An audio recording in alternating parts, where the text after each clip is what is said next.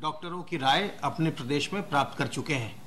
6 लाख की संख्या पार करने वाला उत्तर प्रदेश पहला राज्य है।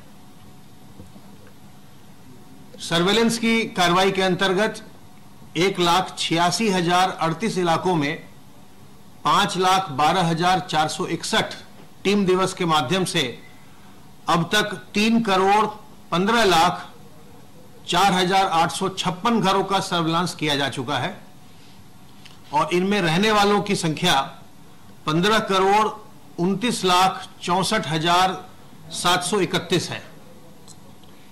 इस समय कोविड वैक्सीनेशन का कार्य पूरे प्रदेश में चल रहा है और जैसा कि आप जानते हैं कि जो भी मेडिकल कॉलेज हैं या जिला अस्पताल हैं, वहां सप्ताह के 6 दिन अर्थात सोमवार से लेकर शनिवार तक वैक्सीनेशन का कार्य किया जा रहा है।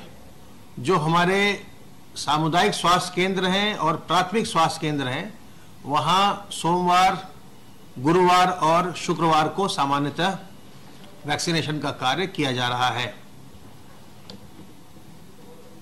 शहरी क्षेत्र में 60% जो कैपेसिटी है अस्पतालों की, स्लॉट्स हैं सरकारी अस्पतालों की, उन्हें पहले से ऑनलाइन रजिस्ट्रेशन के लिए रखा गया है और 40% वॉक इन के लिए रखा गया है। ऐसे ही ग्रामीण क्षेत्र में 50% पहले से रजिस्ट्रेशन के लिए और 50% वॉक इन के लिए। जो लोग सीधे वहां जाते हैं, जिनके पास इंटरनेट कनेक्शन नहीं है या स्मार्टफोन नहीं है, रजिस्ट्रेशन कराने में उन्हें दिक्कत है, वो सीधे ही अस्पताल पहुंच सकते हैं और वहां पर हमारे स्टाफ के द्वारा उनका सब मौके पर ही पंजीकरण कर दिया जाएगा और उन्हें टीका लगा दिया जाएगा।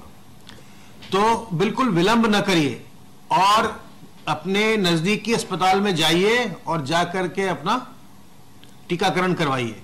अगर आप ग्रामीण क्षेत्र में रहते हैं तो सोमवार, गुरुवार और शुक्रवार को अपने नजदीकी पीएचसी पर अर्थात प्राथमिक स्वास्थ्य केंद्र पर जाकर के आप अपना टीकाकरण करा सकते हैं और सरकारी केंद्रों में जहां भी आप टीकाकरण कराएंगे यह बिल्कुल निःशुल्क है। इसका आपको कोई शुल्क नहीं देना है। कुछ प्राइवेट हॉस्पिटल भी इसे बहुत उत्साह के साथ कर रहे हैं टीकाकरण। अगर आप प्राइवेट हॉस्पिटल में जाते हैं टीकाकरण के लिए तो आपको 250 रुपए का शुल्क देना होगा। यदि कोई अस्पताल आपसे 250 रुपए से अधिक मांगता है तो उसकी आप हमें शिकायत करिए। यह बिल्कुल भी अलाउड नहीं है, बिल्कुल भी इसकी अनुमति नहीं है कि कोई भी निजी अस्पताल एक डोज का 250 रुपए से ज्यादा चार्ज करे। और जो भी हमारे सरकारी मेडिकल कॉलेज या जो सरकारी हमारे जिला अस्पताल हैं या सामुदायिक स्वास्थ्य केंद्र हैं या प्राथमिक स्वास्थ्य केंद्र हैं, इन सब पर बिल्कुल ही निःशुल्क टीकाकरण किया जा रहा है।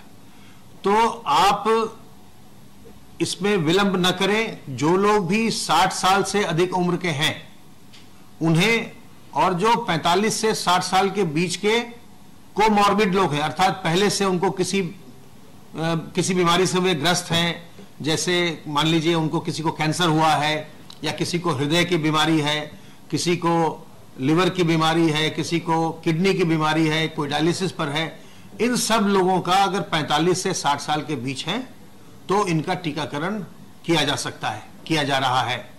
और अगर आप 60 साल से या 60 साल या 60 साल से ऊपर के हैं तो उसमें किसी भी प्रकार की कोई शर्त नहीं है, किसी बीमारी की कोई शर्त नहीं है। अगर आप बिल्कुल स्वस्थ हैं तो भी आपको लगवाना है और हर एक व्यक्ति 60 साल से ऊपर का सरकारी केंद्र पर जाकर के निःशुल्क लगवा सकता है। तो जो लोग भी इस बात को सुन रहे हैं, अपने अगल बगल, अपने मोहल्ले में, अपने गांव में इस बात को फैलाइए। और दूसरे जो बुजुर्ग लोग हैं जो खुद से जाने की स्थिति में न हो पास के प्राथमिक स्वास्थ्य केंद्र तक या सामुदायिक स्वास्थ्य केंद्र तक, उनकी सहायता कीजिए। हम जो सूची है अस्पतालों की, ये हम सबको उपलब्ध करवा रहे हैं। जो हमारे जनप्रतिनिधिगण हैं उनको भी हम उपलब्ध करवा रहे हैं ताकि लोगों के बीच अधिक से अधिक प्रचार हो इस बात का। सरकार ने ये बहुत बड़ी सुविधा दी है कि निःशुल्क टीकाकरण हो रहा है ताकि लोगों को बाद में कोविड का संक्रमण न हो और वो बिल्कुल स्वस्थ रहें। तो इस अवसर का हमें लाभ उठाना चाहिए और एक दूसरे को हमें सहयोग प्रदान करना चाहिए। आपको दूसरे लोगों को मदद करनी चाहिए। जैसे आपने पिछले 1 वर्ष के दौरान संक्रमण के नियंत्रण में, रोकथाम में मदद की, जैसे जब ग्राम निगरानी समिति बनाकर आपने गांव की सुरक्षा की, मोहल्ला निगरानी समिति बना के आपने मोहल्ला की सुरक्षा की, वैसे ही ये समय आ गया है जो ग्राम निगरानी समिति है या मोहल्ला निगरानी समिति है या ऐसे भी जो और हमारे स्वयंसेवी संगठन हैं, जनप्रतिनिधि हैं, उनसे मेरा अनुरोध है कि आप जो बड़े बुजुर्ग हैं उनको पास के सरकारी अस्पताल तक अवश्य ले जाइए, उनको ले जाकर के उनका टीकाकरण अवश्य करवा दीजिए ताकि वह सुरक्षित हो जाएं। वो सुरक्षित रहेंगे तो आप भी आश्वस्त रहेंगे। अगर आपके घर के बड़े बुजुर्ग टीकाकरण हो जाएगा, वो आप निश्चिंत रहेंगे कि उन्हें अब संक्रमण नहीं होना है, तो आप भी आश्वस्त रहेंगे। इसलिए एक दूसरे की मदद कीजिए, लोगों को ले जाइए सेंटर्स तक और टीकाकरण कराइए। हमारे पास वैक्सीन पर्याप्त मात्रा में उपलब्ध है और जो लोग भी आ रहे हैं उनका टीकाकरण आराम से हो जा रहा है। तो टीकाकरण जरूर कराइए और जब तक आप पूरी तरह से प्रतिरक्षित नहीं होते हैं, जिनका अभी नंबर नहीं आया है, जिनके उम्र के हिसाब से नंबर बाद में आना है, सावधानी बरतते रहिए।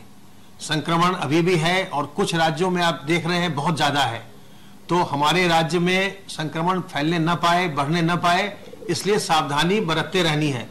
अपने शरीर की जो इम्यूनिटी है उसको भी बढ़ाने के लिए, अपनी जो आपकी प्रतिरक्षण क्षमता है उसको बढ़ाने के लिए तुलसी दल, अदरक, काली मिर्च का काढ़ा पीजिए, अजवाइन का अर्क पीजिए, गिलोय का रस का सेवन कीजिए, नीम की पत्तियों का सेवन कीजिए, गर्म पानी का सेवन कीजिए, गर्म पानी में नमक डालकर गरारा कीजिए, व्यायाम कीजिए, प्राणायाम कीजिए। जो भी इस तरह के आप, जिससे भी आपकी इम्यूनिटी बढ़ती है, उन सब कार्यों को करिए। और जो सावधानियां हैं, हाथ को साबुन पानी से बार बार साफ करते रहना, मुंह और नाक को ढककर रखना, मास्क से, रुमाल से, गमछे से, दुपट्टे से ढककर रखिए। लोगों से 2 गज की दूरी बनाकर रखिए। 2 गज की दूरी और मास्क है जरूरी। अपने घर के बड़े बुजुर्गों का ध्यान रखिए, संक्रमित न होने पाए। गर्भवती महिलाओं का, छोटे बच्चों का और जो पहले से बीमार या कमजोर हैं उनका विशेष ध्यान रखिए। स्वस्थ रहिए, प्रसन्न रहिए।